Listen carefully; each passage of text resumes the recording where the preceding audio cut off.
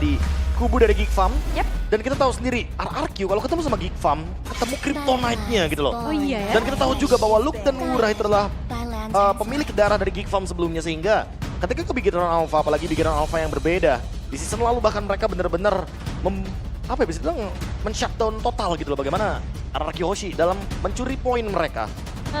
Babak playoff ya, meskipun mereka juga yang membawa Yoshi membantu mereka ya untuk masuk ke babak playoff, tapi sekarang dengan ya warna jersey yang berbeda juga bagi Wurah dan juga Luke, mungkin akan berbeda juga hasilnya dengan wow, banning High loss. langsung. Oke, edit first pick mungkin akan terbuka.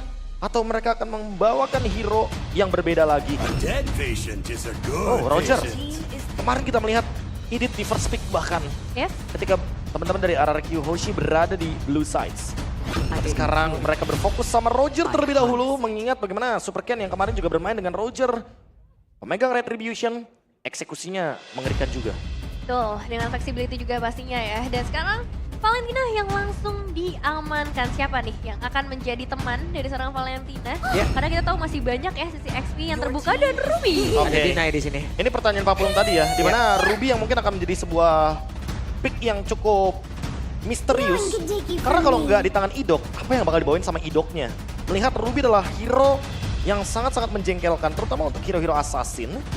Sehingga kalau nantinya Sutsujin akan membawakan hero assassin lain yang let's say sekarang masih open kayak Hayabusa, atau fighter kayak Julian sekalipun, Ruby mungkin akan menjadi stopper dari hero-hero dash ability tersebut. Jadi untuk saat ini dengan adanya Julian dan juga Terizla membuat posisi dari Rogernya sudah dipastikan akan ada di arah gold lane nantinya, dan permainan early game ini yang kayaknya harus mulai diwaspadai sih sama teman-teman dari Bigetron Alpha, dan mereka jawab dengan Moskov. Emang kemarin main Ruby gold lane tapi sekarang langsung secure karena Moskov. Kayaknya mereka lagi lagi mempertimbangkan bagaimana cara untuk bisa keep up dengan early game yang sangat-sangat bisa bilang agresif harusnya dari RRQ ya. Mereka udah punya Terizla, Julian, Roger pula.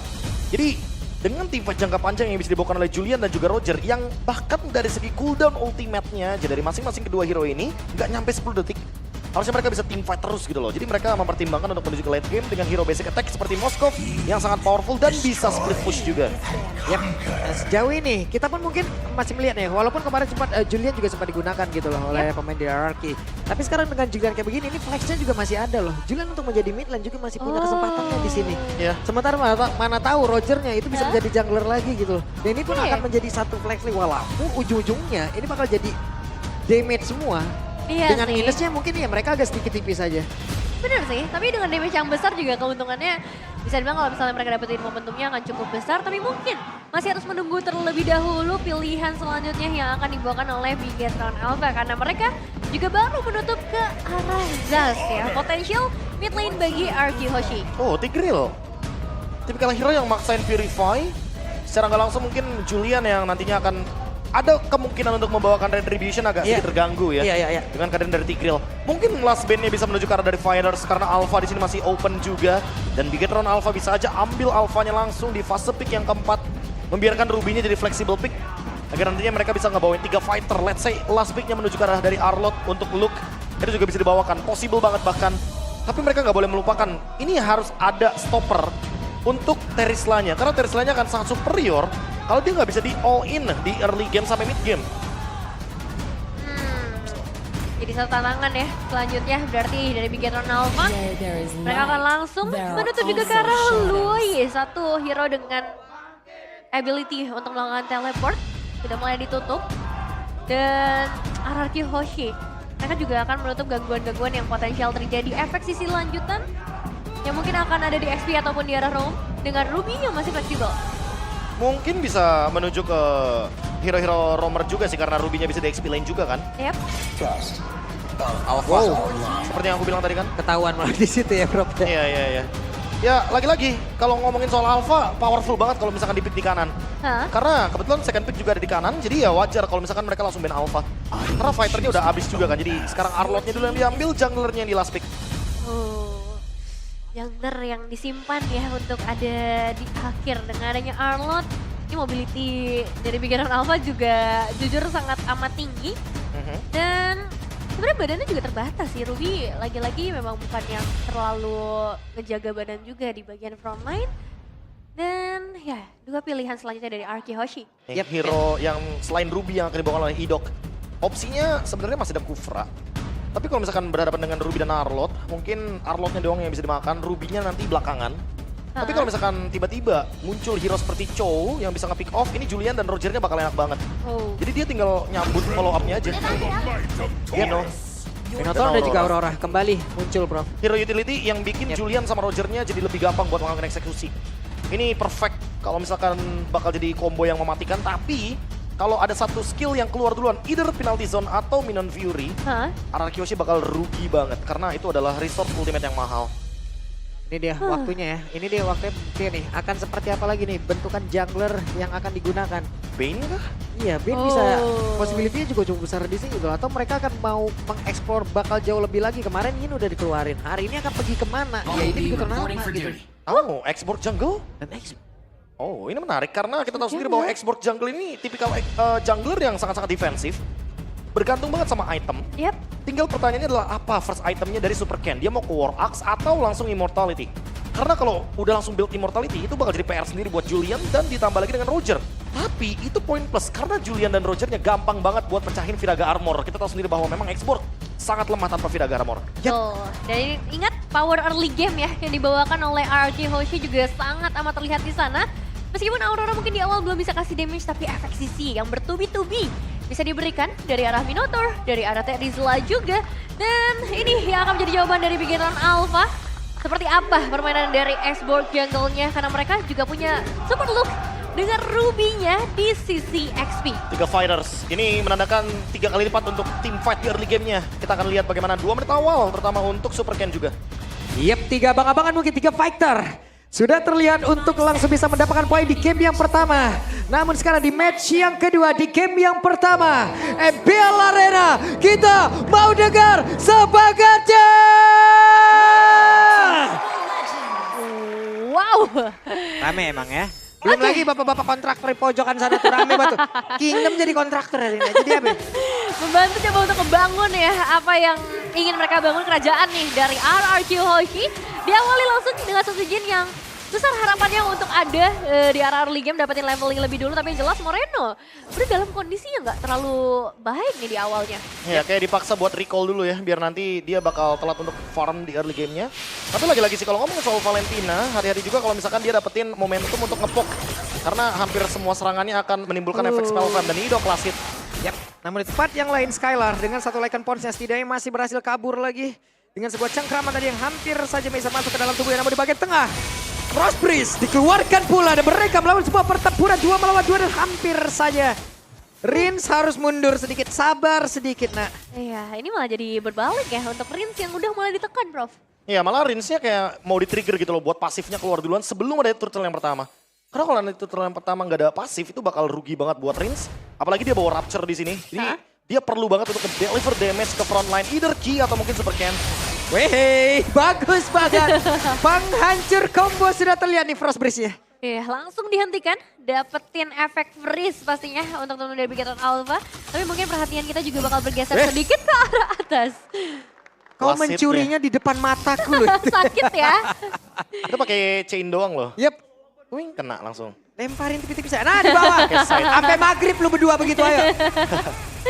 Mulai ya. Enggak mau buru-buru lasit juga kan, takutnya kena freeze soalnya kalau misalkan buru-buru lasit. Terutama buat Eman, karena Eman bakal terancam melawan Roger di sini sendirian.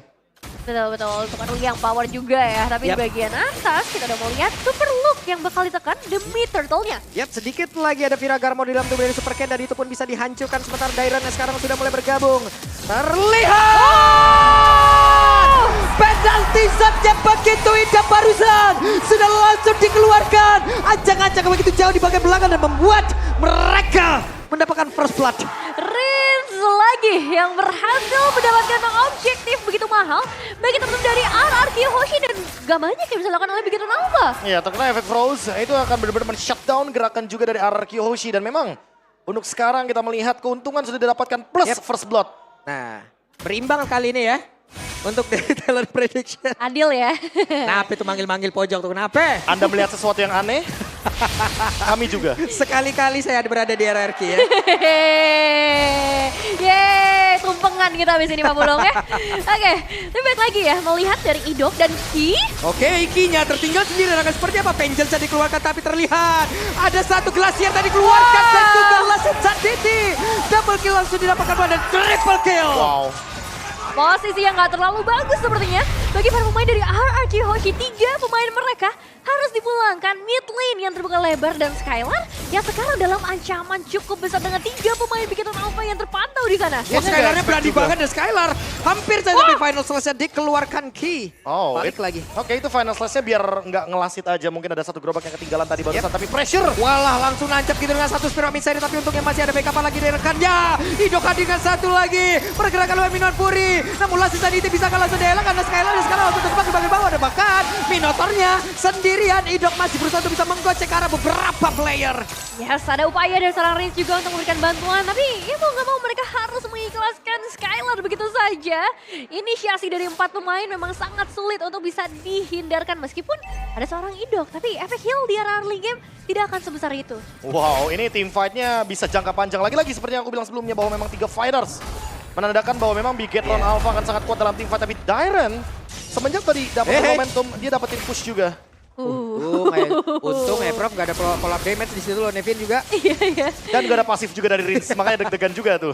Bener. Itu pundaknya Rins tadi udah kena angin-angin skillnya Valentina tuh. Ngeri dikit ya. Hampir kena nih. Kesenggol dikit gitu. Tapi masih aman untuk sekarang. Tapi mereka juga bakal bergeser ke arah Turtle sih seharusnya. Turtle yang kedua yang akan diperebutkan. Dan gak bisa lupakan juga Rins tadi ngedapetin Turtle-nya. Jadi ini bakal membuat kontes dari kedua belah tim lebih menarik lagi. Apakah Super Ken mampu untuk memberikan zone out kepada seluruh player dari RRQ Hoshi? Oke, Skylar sudah bergerak menuju ke bagian atas. Sementara Super Ken masih tetap bisa melakukan sebuah permainan terhadap satu Little Wonder dan juga Idok. Terlihat di area Turtle, Dairen juga udah secara posisi flicker dimiliki oleh Dairen. Akankah ada satu momentum seperti barusan kita melihat lagi penalty zone-nya? Nah, dan Susujin juga sudah mulai mendekat kali ini ke area Turtle. Tinggal menunggu saja inisiasi seperti apa yang akan dibuka oleh kedua belah tim. Oke, dan penalty zone-nya dikeluarkan tapi barusan ada satu retribusi dari Susujin begitu tapi Dairen-nya langsung menghilang tempat berbeda.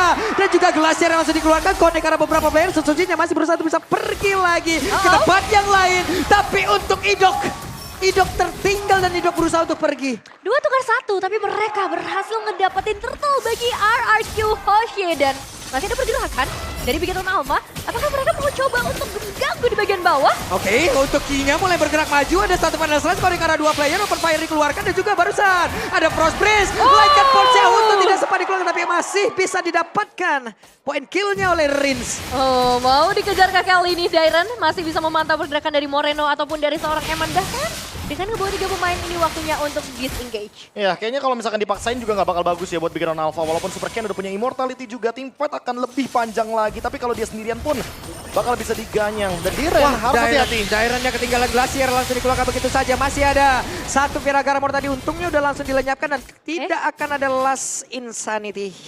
Masih resahan terlebih dahulu ya. Outer turret masih bisa dijaga untungnya di bagian bottom lane. Tapi memang permainan dari RRQ Hoshi sekarang sudah mulai lebih agresif lagi. Dan Skylar juga cukup bebas ya di arah top lane. Lebih tepatnya harus agresif sih. Mereka punya Julian, mereka punya Roger. Yep. Kalau mereka main pasif, ini 2 hero-nya nggak bakal bisa online gitu loh. Dalam tanda kutip, mau nggak mau RRQ Hoshi harus bikin play. Terutama ketika ada objektif seperti Turtle. Dan sekarang kalau ngomongin Rins, karena dia udah punya pasif, dia lebih ready untuk ngebait juga di depan. Biar Idok dapetin posisi lebih gampang. Oke, ada konsil dan langsung saja mereka gagalkan satu setup final slash yang gak kena. Idok selamat. Dengan satu buah konsol yang udah dibuka, final session yang udah dibuka juga. Ini jadi informasi sebenarnya untuk para pemain dari RRQ Hoshi, Rins. Oke, Rins tertinggal sendirian, masih banyak backupan terhadap tubuhnya selamat. Tapi recall-nya di situ banget nih Rins. Itu lo bisa ngegagal. Lagi santai kawan, di situ banget ini. Dan di situ lagi gitu. Iya, namun di tempat berbeda Emannya berusaha bisa kabur dari Skylar tapi 1v1 situation. Skylar bisa langsung membabar habis dan juga tempat berbeda. Coba lihat daerahnya langsung dikipas saja dengan satu final slash. Penalti zone langsung dikeluarkan. Bahkan barusan ada satu glacier lagi dikeluarkan oleh Moreno guna untuk bisa membalaskan dan juga membackup pergerakan kawannya, pergerakan rekannya. Wah, itu buying time yang bagus banget ya untuk ngedapetin objektif ke arah Turtle. Tapi sekarang Ido, Wah ini mah perang terus-terusan ya Last Insanity. Mulai dikeluarkan pula akan connect ke arah mana, namun di tempat berbeda. Ada lagi Minuan Fury yang memang sudah connect dan Spirit of Destruction yang langsung tidak sebelum mereka mencoba untuk bisa melakukan sebuah pertempuran dan Skylarnya pun langsung panggilan Sujinnya udah gak ada. 3 player tersisa. dua pemain harga yang mahal banget ketika bisa ngedapetin gold lane, ditambah dapetin ke arah jungler. Ini akan jadi uang yang berharga banget bagi pemain Bigetron Alpha. Iya, dan tadi Spirit of Destruction-nya pas banget ngebuat Luke langsung bikin play. Dengan ada teleportation yang dilakukan oleh Eman. Connection. Gara-gara 3 fighters, emang tujuannya mau teamfight terus, tapi RRQ juga akan ngerespon dengan teamfight balasan yang sama. Mereka punya Terisla, mereka punya Aurora, ditambah lagi ada Minotaur.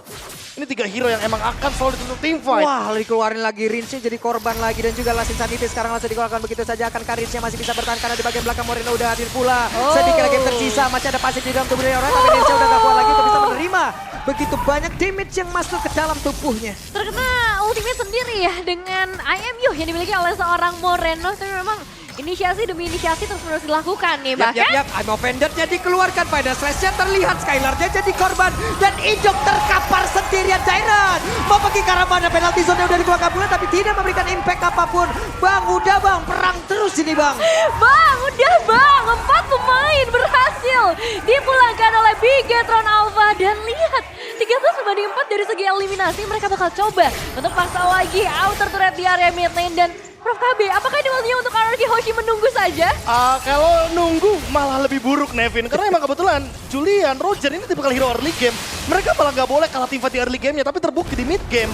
Bigetron lebih unggul karena sekarang ada pressure tambahan dari Eman.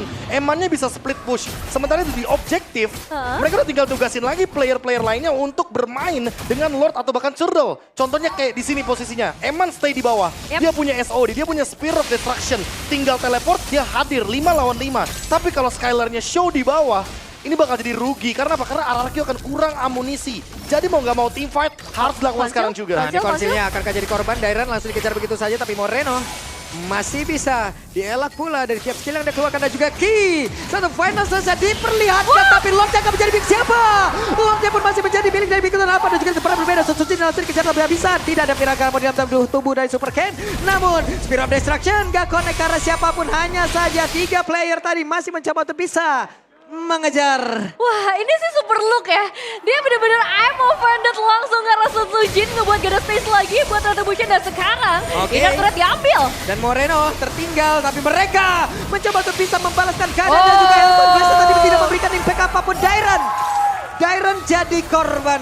Iya, itu true damage yang sangat mematikan banget. Tentunya dari Super Ken karena fire missile-nya bisa di-spam terus. Tapi lagi-lagi, ini team fight-nya udah bener-bener dipegang banget sama Bigetron Alpha. Karena mereka punya DPS yang lebih pasti dari Eman untuk bisa ngelakuin penghancuran terhadap turret terutama.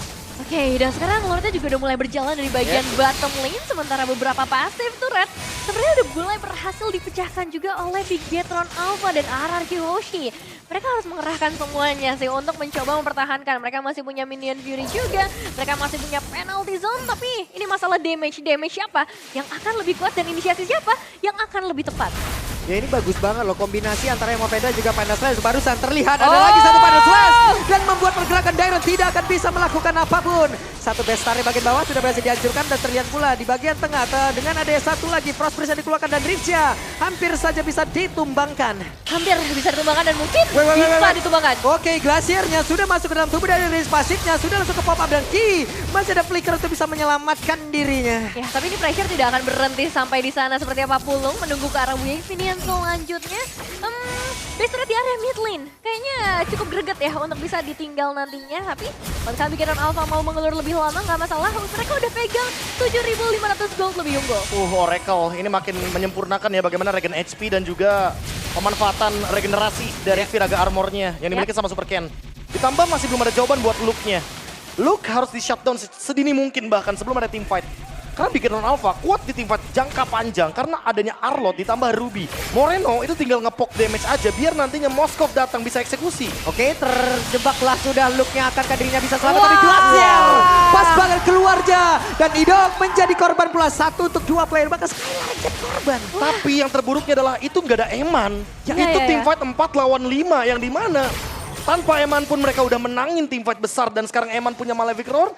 Berarti sinyal kalau misalkan RRQ sih nggak bisa menahan damage lama-lama terhadap tombak dari Moskov. Ya, dan ini malah jadi makanan lagi loh untuk teman-teman Bigetron Alpha melakukan finishing di game kali ini dengan 8.000 perbedaan gold dan super look-nya udah mulai masuk. Oke, Final Slash yang memaksakan Susujin untuk bisa keluar lagi dari satu base utama yang hanya saja Spirit of Destruction udah mulai connect dari mereka semua langsung aja dihilangkan satu persatu, akankah darinya bisa selamat.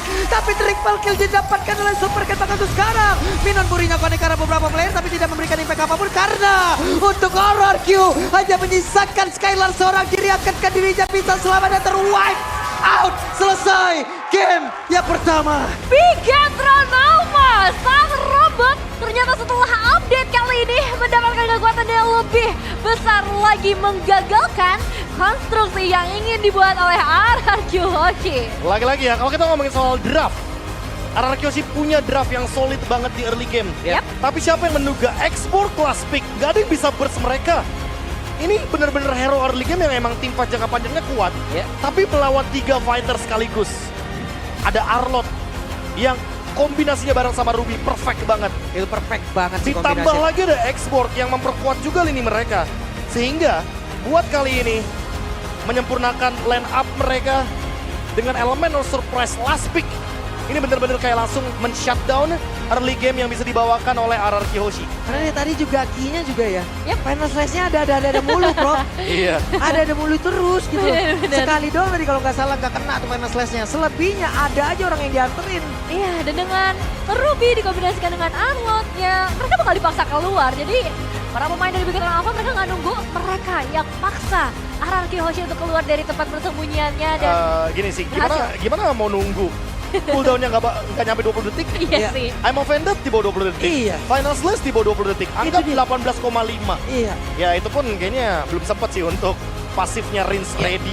Dan jujur ya melihat Idok, lagi-lagi dia hero one dimensional momentum. Sekali aja Idok nggak mendapatkan momentum dengan Minion Fury-nya, dia bakal kehilangan tempo untuk melanjutkan tim fight jangka panjangnya.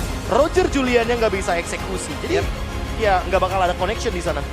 Ini Happy CC emang benar-benar beraksi ya. Yes. Gokil, luar biasa. Ini tadi yang dibutuhin sama RRQ bukan item, bukan apa lagi Prof, kalau menurut gua. Water cannon, udah bubarin aja yang 5 di depan tuh. Jangan sabar dulu, apa sabar nyerang baik, ini nyerang mulu. Ya nggak ada yang menduga juga bahwa memang untuk menghentikan Aurora yang punya power dengan es atau ice, bakar aja biar meleleh. Jadi ini waktunya apa? Sebuah logik. Valir. Glasiernya langsung meleleh semua. Bukan. Emang masalahnya adalah mereka punya power gitu loh di early game. Roger dan Julian itu udah udah nggak perlu diperdebatkan lah kalau ngomongin hero early game ya. Tapi emang lagi-lagi karena di mid gamenya ini mereka nggak dapetin momentum untuk team fight berlima. Dan kebetulan tadi emang Diran udah ngelakuin split push. Tapi pas mereka team fight 5 lawan 4, mereka nggak mendapatkan keuntungan yang berlipat ganda. Mereka dapat turtle, tapi mereka kalah fight. Jadi dengan adanya immortality first itemnya X-Borg, ini kayak nambah lagi nih. Oke, X-Borgnya kayak punya 2 nyawa gitu loh jadinya. Dia punya 2 kali Viraga Armor untuk diledakan, dan itu yang mungkin membuat kesulitan tersendiri bagi teman-teman dari RRQ Hoshi untuk mereka bisa lakukan eksekusi di early game. Ya, kita ngeliat juga ya ini untuk momen-momennya bagaimana sebenarnya banyak banget efek sisi yang coba untuk di-cancel lagi-lagi dengan Minion Fury, tapi Dan di sini mereka Itu tadi kayaknya mereka kaget sih, kayak mereka nggak menduga kalau Moreno tuh udah ngelakuin Minion Fury di dalam bush. Jadi mereka nggak ada ancang-ancang gitu loh untuk langsung mundur ke belakang. Dan emang lagi-lagi play dari Moreno, dia nggak cuma ambil Minion Fury, dia ambil banyak hal di sini. Dia pokoknya bener-bener ada penalty zone, ambil penalty zone. semuanya sih dia. Iya makanya semua dia ambil, penalty zone, Geyser Ice, apalagi Minion Fury, kemenangan. Nah ini Diambil. Setsujin bener-bener ditarik, dia nggak boleh deket-deket sama, bahkan pakai flicker loh. Dan connection, itu comms-nya entah kenapa kayak nyambung banget kayak tadi Spear of Destruction connect, Luke langsung flicker, I'm offended. Kayak di sini, di Spear of Destruction nggak kena, nggak apa-apa. Mereka cuma ya udah keluarin poke damage dikit ya kan. Habis itu mereka coba kuasain aja territorial team fight-nya. Mereka tuh cuma pengen RRQ nggak dapat push, udah. Karena kalau Idok setengah darah dia nggak mungkin fight dong. Ya, Aku sangat suka melihat permainan BTR di game 1 tadi. bagus banget sih. Ya itu jujur suka banget. Pace cepet kayak begitu saya sangat Karena suka. mereka tahu Pak, mereka tahu RRQ mau main face cepet juga. Gak boleh. Tapi nggak boleh. Nggak boleh. Karena Arlot Ruby sama Xborg-nya ini ngedinai banget untuk pick dari Julian dan juga Roger-nya. Ditambah lagi ada Minotaur. Iya. Itu tadi ya antara Arlot sama Ruby itu kayak timekeeper deh berdua tuh. Emang kejaga waktu. Waktunya tuh kita ya. Ayo, Waktunya tuh 5 kita. menit lagi, Iya, 5 menit lagi ya. Anggaplah ya kalau Kagura sama Hanabi kan adu rayu. Kalau ini ada cooldown. Nah, Ada siapa yang lebih cooldown. cepat Iya, ya? siapa yang lebih cepat cooldownnya? Ya Ruby sama Arlot cepet banget kalau ngomongin cooldown. Bener, Final Stage berkali-kali kita lihat dan di perebutan objektif juga ini sebenarnya jadi menarik banget ya. Karena lagi-lagi coba untuk ditarik sama Beginner Alpha untuk ayo kita fight aja gitu. Tapi kalau ngomongin tempo sih, mungkin lagi-lagi ya, ini dituntut untuk dengan draft Julian dan Roger untuk bermain dengan intensitas cepat. Apakah memang lagi-lagi memenangkan gold lane, memenangkan match up Roger dan juga Moskov yang dimana tadi Moskovnya menangin satu turret, Ya. dibandingkan yang dimana kita tahu Roger malah yang seharusnya memenangkan match up tersebut. Tapi karena memang lagi-lagi bantuan dari mungkin Arlotnya Vin lagi kan, Arlotnya, aduh, aku jadi inget. Masih ke bawah. Arlotnya I Ki. see your shadow in my room Karena, ya. aduh, kenapa ya aku gak bisa move on? Karena baru satu season sih. Iya. Tapi lagi-lagi, kalau ngomongin soal Arlotnya Ki yang tadi sampai ke bawah, itu kayak nggak tahu kenapa aku bener-bener jadi kayak kebantu banget gitu loh. Karena emang Moskov tuh langsung dapetin banyak banget momentum. Ya. Dia split push di bawah, Diren dapetin atas, tapi atasnya juga hancur. Kayak, jadi sama-sama gitu. Ya nggak sih? Iya ya. Kayak nggak dapetin keuntungan juga RRQ-nya. Diren emang dapet platingan, tapi itu platingan EXP. Jadi kayak nggak berbanding fair sih. kalau Plus pro pertanyaan kita tadi di awal-awal. Idok tanpa Ruby dijawab langsung. Nah, tapi Long, Kejawab, Long. tapi Long, gue bisa bantah juga sedikit. Gimana tuh? Karena emang hero one dimensional. Ya, gini. Cooldown cepet, ya kan? Ditambah lagi kalau kita ngomongin soal Minotaur yang emang kebetulan gak bisa ngelakuin fight lama Iya. tanpa adanya Flash of Dios Iya. atau mungkin Oracle ya. Jadi gak bisa